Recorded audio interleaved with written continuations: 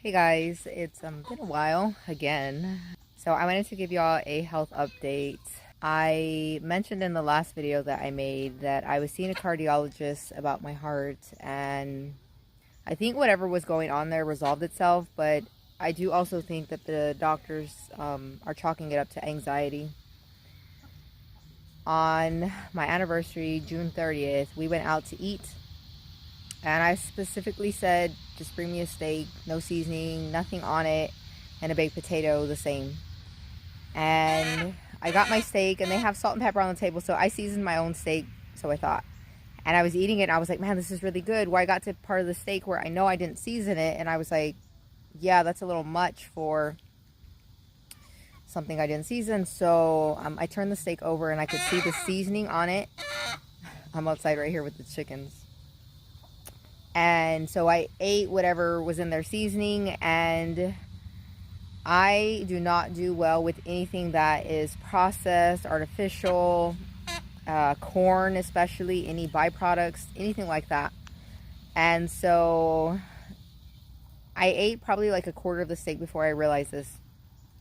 So I was really upset, and I was like, man, like I'm just getting over eating something about almost 3 months before that I knew I shouldn't have had. And so I was almost at the tail end of getting better again. So I start having symptoms, but I forgot about eating the steak. It was almost like my memory was also going to be quiet, chicken.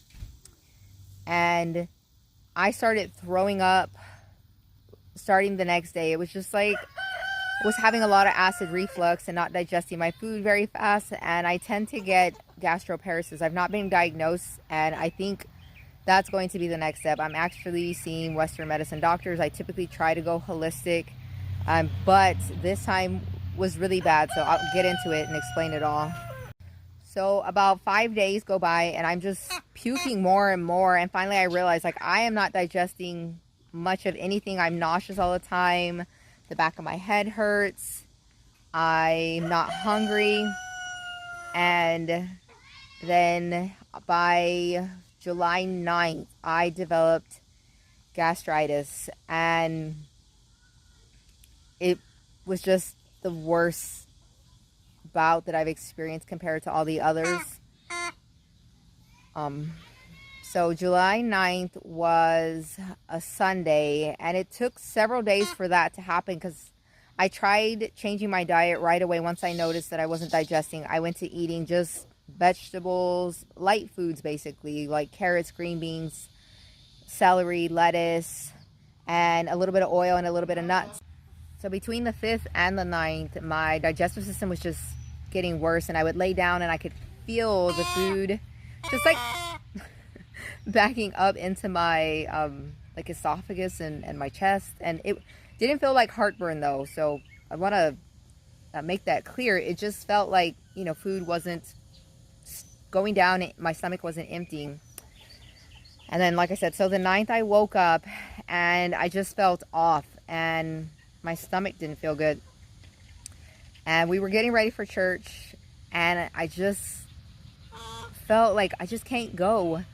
So I told my husband, I don't feel good. I can't go. And I'm not sure why, but he got crabby. And so he was crabby towards me. And I was just like, hey, I'm just not going to deal with it right now. I can't do this. So I laid down and I went back to sleep while they went to church. And I woke up at noon and my stomach hurt.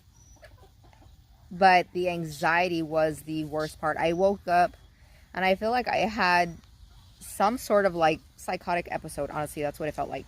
I woke up and I jumped out of bed because I was afraid of my husband coming home and my kids coming home, and I didn't want them to see me. I didn't want to see them. So I got up and I got ready and dressed as quick as I could, and I left the house as quick as I could. And I was even nervous driving down the same road that they would drive to get here because I didn't want them to see me.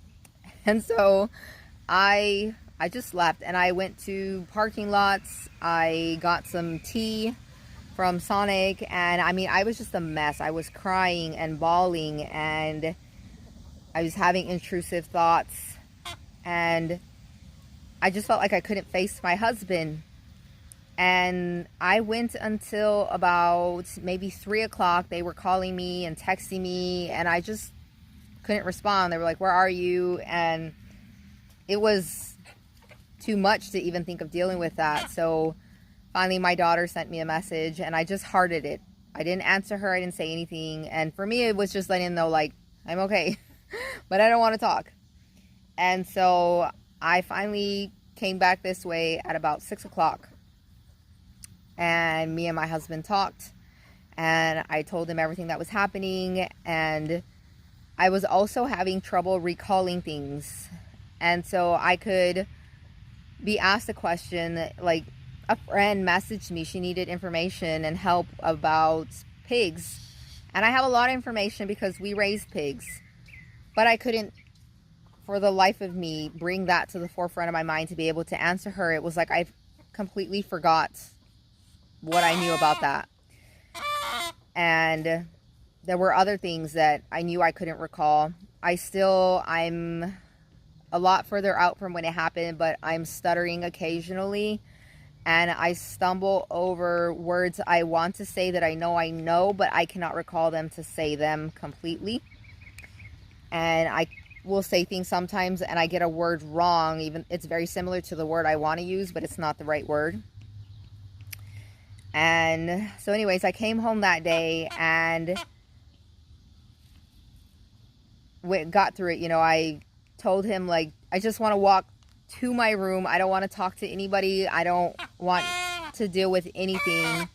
And so he told the kids, your mom's going to come in. Just let her go to her room. And so I did. I came in. I went to my room and I went to bed. And then the next morning, I was no longer in that state of mind. However, my anxiety was through the roof. I was just in a ball. So if I had to describe where my gastritis pain was coming from, it was at the top of my stomach. And I didn't realize, because I was laying flat, that my food was basically sitting there and the acids were sitting up top. And so it was just burning that area. And I didn't want to get out of bed, and neither did I want to sit up. And so I kept laying like that, and I kept feeling the burn more and more over the days. And I honestly hardly left my bed and left my room for the first week and a half from July 9th on. And I did not leave my house for 2 weeks because I was afraid. And when I finally left my house, I was like, I had to work myself up to it and be like, we can do this. I can do this. We're just going to go to the store real quick and come back home. So we went through this roller coaster of me going through the anxiety and just, if I had to explain how my anxiety feels, it's that feeling you get when you go on a roller coaster and your stomach kind of tightens and kind of feels like unsettled. It's like that, but more intense, and you never get to get off the roller coaster. And so after a while, it starts to become... all the birds, those are guineas. It starts to become really painful, and then I become scared because I can't get off of the roller coaster ride. Like, if I had to honestly tell you, though, I'm afraid of roller coasters, I'm afraid of heights, and I hate that feeling. And so having to deal with it just sends me sort of into the fight or flight. And I tried calling my doctor a few times. However, you have to call them at 8 o'clock in the morning to get a same-day appointment. And I just couldn't work myself up to calling right away in the morning at 8. And so I would call at like 10, because that's when I was finding, like, okay, I can do it. But by then all the appointments were filled up. And so they sent me an appointment for a Monday. And I just so happened to be able to get in that spot because I think I had called like on a Thursday or Friday. And so I took it and I went to see my doctor. And I told him everything that happened, and he was kind of blown away. He was just like, oh my goodness, like, wow. And so he prescribed me medication to help me sleep, but I have not taken it because I was having trouble sleeping because of the anxiety. It was like my mind, it just keeps racing, and I'm thinking about anything and everything, and at the same time, it's nothing. So I start sleeping sitting up, and once I start doing that, the anxiety starts to come down and my stomach starts to feel better. And so I wish I would have thought of that right away. But in the middle of it, like I say, I cannot think of hardly anything. And I'm just trying to hang on because life sucks at this point, and the intrusive thoughts are sometimes very overwhelming. I do think for me, the most comforting thing was through this whole thing, and these were just thoughts that I had, was that, okay, I'm saved. You know, if this is the end, I'm going to go to heaven, and God's got me. I believe in the gospel, and like, I'm fine from here. And I just had that assurance, that peace of what God has done for me. And I honestly sailed through the sickness without breaking down, other than the day I came home. And every day has just been a little better, but it normally takes me 3 months from my gastritis, or from the time I ate whatever I ate that I shouldn't have, to get to a better place. And I still feel at this moment that my stomach is still really struggling. I still throw up occasionally because I feel the food stuck in my stomach. And I'm not also making the best choices of foods that I know I should be eating. Those are cicadas. So I need to do better. And then my son, Joseph, he has gastritis on and off. And we were doing really good at one point. And he developed gastritis again. And we've just struggled to get a handle on it. So starting tomorrow, we just have agreed that we're going to eat only certain foods. And I'm going to make the gastritis soups that I normally make. And that will be what we're going to eat for about maybe the next 2 weeks, or until the burning subsides and we feel like, okay, we can start introducing a little more foods. Because right now, if I eat anything heavy, it literally just sits in my stomach and I feel like throwing up. I think the worst part of all of this is just feeling like I'm not myself, and like I'm literally losing my mind and my ability just to think rationally, to process things rationally. It's like everything is the end of the world if it's not going right, which it's not. It's just me overreacting. And so 1 minute I'm fine, and the next minute I'm just really in a bad place. And so my husband is the one having to deal with this and having to help me. And it's hard to see everybody doing everything for me and helping where I cannot do what I normally do. And at the same time, it's a relief because I'm not falling behind necessarily. Like, people are picking up their slack. People are picking up my slack, and we're working together. When I do have good moments, better days, I do help, and I try to do the things that I normally do. Like today, I did mine and my husband's laundry. I also was able to mow the lawn, and I've been checking on several of the animals. The temperatures here have been really hot. It's like 106 degrees. So I've been trying to make sure the animals have water and shade and shelter, and just don't, go without their necessities so that they can survive it.